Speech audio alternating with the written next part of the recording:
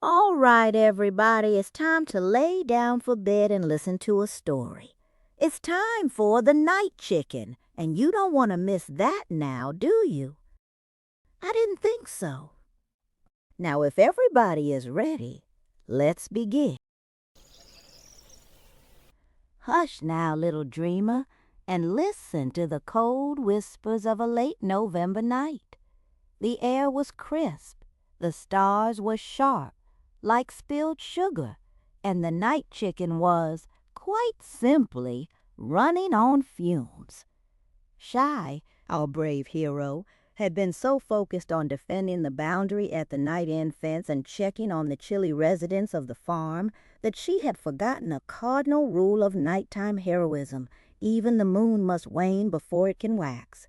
She was moving slower than Luna the snail, and her crescent pendant, usually a sharp silver beacon, looked a dull, weary pewter. In the cozy confines of the garden shed, Shorty the cat noticed it first.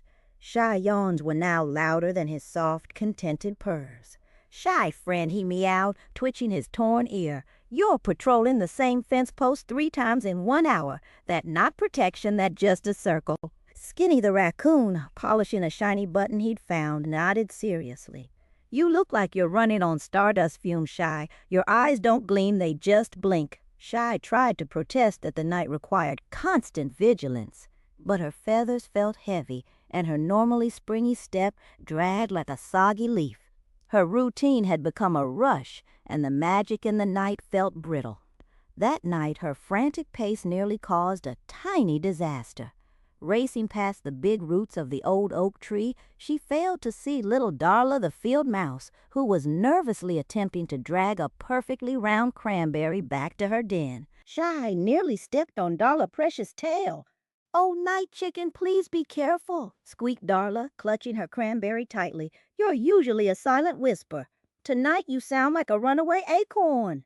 Embarrassed, Shy apologized and paused. It was only then that she heard the soft, deep wing beats and saw Madame Luna, the grand snowy owl, settle on a high, silent branch of the old oak.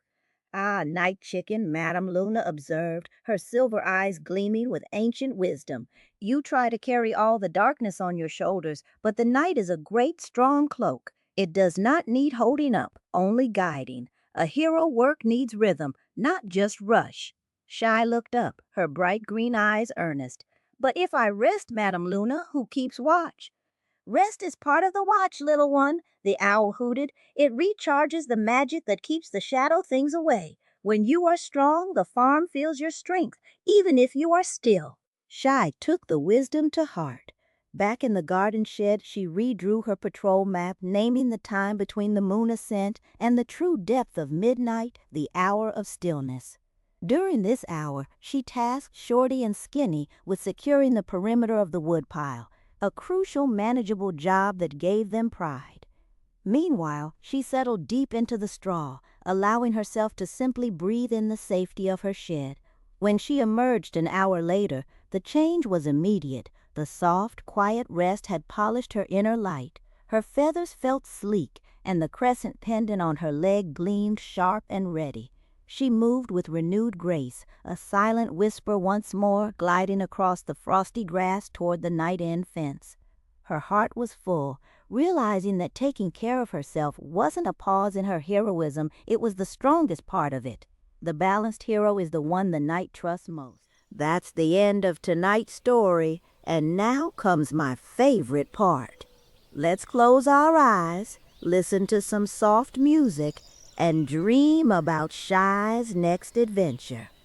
And while she's out there defending the night, we can sleep easy, knowing she's there, keeping us safe.